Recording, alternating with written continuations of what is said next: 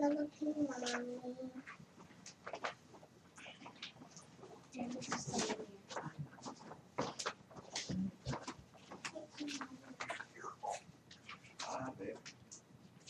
well, I want to thank you all for coming to this divine meeting, and not just coming, but actually being here in the divine energy of what we are actually doing here.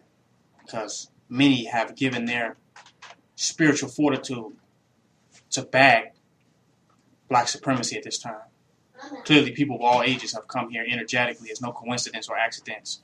So I'd like to thank everybody for being here in this divine moment and in this divine energy. So I want to start this one off going into some very interesting topics. First, let me thank Brother Talik Ibn Ra for allowing me to. He actually donated a YouTube page where we can actually load 2-hour videos. So versus being able to just do them in 10 minutes, now I can stream a whole video through YouTube. So I want to thank that brother for doing that. If we can black supremacy for that brother, making that divine donation. Because now the time that we're moving in, it's going to take unity. But we got to unify with action. We can't just unify with conversation. True unity means that we work together, that we pull our resources, our time, our energy, and labor to create a more effective movement and a more effective state for the condition of our people. So when you see people actually making a move, not just talking about let's have unity, let's take pictures together, but let's actually bring what we have to the table to make what we are doing more powerful and more stronger. So to me, unity sounds like the organization of time, labor, energy, and resources in a way where the whole is going to be further off than from where they started. If our unity is not doing that, then we basically we're just politicians. If our unity is not making us come together to make the fight stronger, then we're not doing nothing. Now, I want to start this one off, too, just going into the law and order versus organization. Now, a lot of times we have been a part of religious movements and religious groups where they impose laws, be it the Torah or be it we're Muslims dealing with the Quran or the Bible, or we're Hebrew Israelites, or just some individuals that want to have power over others, or judge other people. Not even power, just a judgment to make somebody else feel righter than somebody else. So they impose laws for the purpose of judgment. A lot of us are lovers of freedom, so we reject laws. We reject order because we want our freedom. We don't want no one to have no power over us and to tell us what to do. That's the purpose. That's the reason that we got from under the European, so that we can have our own freedom. That's the main reason. So a lot of times when we come into these different groups and we associate what's going on with what we have experienced. We associate the way that things are ran with what we have experienced in corporate America, what we have experienced in certain authoritarian environments where there were leadership roles, where there were managers. We have experienced what? Our freedoms being infringed upon. We experience being in controlled environments already where people have had this tremendous amount of control over our destiny and the things that we do. So when we come into a different environment, sometimes we associate the thinking of that world with the thinking of this new world.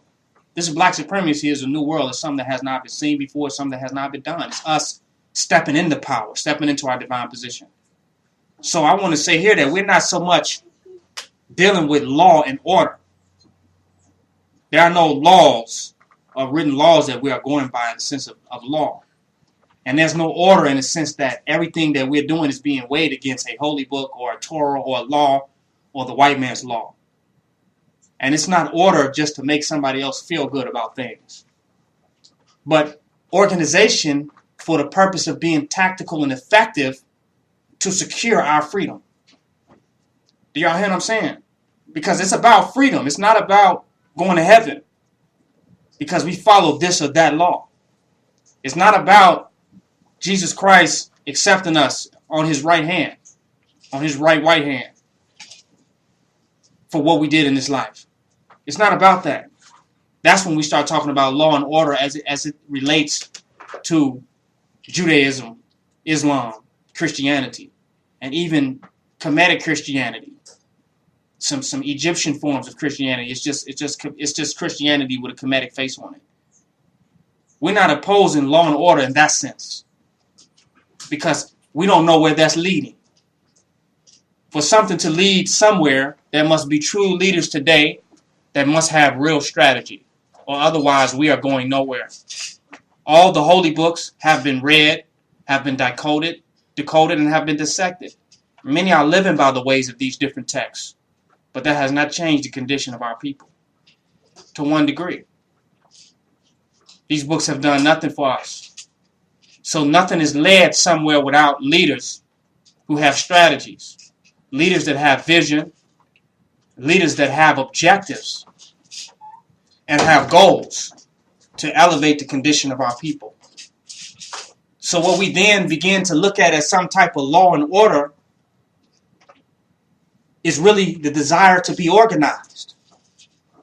We know that in the time that we're in, that all of our organizations that we have had before now have failed because of what? Because they lack true organization. They were very scattered. It was a party. You follow what I'm saying? People were just having a good time. There was no real organization. But they were very religious. They had religious laws that they went by because they were reenacting a religious paradigm. They were reacting that. They wanted to take how Egypt was lived in the past and reenact Egypt. They want to take like the Hebrews and Moses did and walk through the desert and ended up in Israel. And they want to reenact this thing. They want to bring that back. So it's not a movement towards freedom for our people, but an enactment of religious history. Do y'all hear what I'm saying? That's a big difference. We're not here to reenact history, be it religious or any type. This is not a reenactment of history. The progress of this is not measured by how we fit a reenactment of some type of religious mold. Our effectiveness is on how free we become and how we're able to expand our actual freedom. When I say freedom, what do I mean? I gotta go into that. When I say freedom, I'm talking about we're not paying the devil rent. I'm saying our children are not being brutalized by him in the streets with police brutality. We're not getting killed, arrested, and locked up by him. That we control our own destiny, that gentrification is not moving us in and out of our own community. That the Ku Klux Klan in police uniforms are driving through our community telling us what to do, where the majority of the people in the community is black. But you got two Aryan Nation people in a police car. When I talk about freedom, I'm talking about something specific. That it takes organization to expand the reality of freedom. Not someone else's judgment or somebody else's laws about how you should be living, but about what is effective to create and maintain freedom. Do y'all see the difference? We know what is effective to maintain freedom for the few of the people that we have here. Because we're free. We're not under the European. We have many resources. And we have an army that's ready to move for the liberation of our people. To move on any situation and circumstance where we can be effective in getting this European off of us. So what we are doing is effective for freedom. We're free. We don't see no Europeans or none of the institutions coming into what we're doing, saying anything. Do y'all find that interesting? You can now go into certain organizations that consider themselves to be black and you find white people all over the place. We're not having no white people coming into what we're doing and telling us what we should do or anything. We don't want to even see them. Because they come as your friend and disguise themselves to try to implant passive-aggressively their ideas into what you're doing. They befriend you back into slavery. So we're not letting them in. So we see an effective manifestation of freedom that can be expanded based upon organization. But there will be no organization without devotion, diligence, and discipline. There will be no organization. And there will be no freedom without respect for what maintains freedom in place. For a long time, The police have had the freedom. The white establishments have had the freedom to determine the destiny of our communities. They had the freedom to do that, and they maintained that. Am I correct? Through the police department, the military, and other institutions. Daily, they maintained the freedom that they had to kick your door in, to walk into your community and tell you what to do. Am I correct? That's a freedom that had to be maintained. If they did not maintain the freedom, then they begin to lose the freedom that they had to do that. They begin to lose the freedom that they have to control the destiny of our community. When some people look at freedom, they don't look at their concept of freedom is individualized. It's an individualistic freedom. It's not a freedom that will liberate the masses. It's a freedom that will allow them more free time and space. Do you understand the point I'm making? It's a reality. They're not thinking of how we're going to free our community, because in order to do that, they would be thinking organization. And they would have a respect for organization. They would have a respect for that, because freedom sits on the back of organization. Now, the price of freedom is death. But it's death of an ego that will get in the way of organization. Do y'all hear what I'm saying? We didn't get to this point that we are at now because we lack somehow organization got us here. A specific type of organization put us in this position to expand our level of freedom and to share our freedom with our freedom-loving people. It took organization. It took intense organized labor. Organized time, labor, and resources. Organized energy. It took that. It took that. You cannot love freedom and hate organization, because you ain't going to have no freedom if you don't have no organization. That which is more organized than you will enslave you. Why will the lion be captured? Not because he don't have the strength or his teeth is not sharp enough, because he can be out what? Organized. They can create a net, right? And they can lay some meat down. And the lion goes for the meat, and the net drops on him, and it picks the lion up, and he's captivated. But he's stronger than every individual that captivated him, that captured him. Am I correct? Yeah. But their organized efforts took his freedom. So your individual strength is not enough if you don't have organization. How do the lioness catch a prey that's bigger than them? They organize around the prey. And in sync and in time, they bring down the buffaloes. They bring down the other animals. It takes organization. More than one working together for a goal.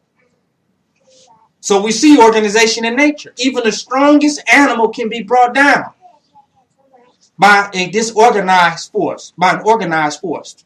We must become an organized force for liberation.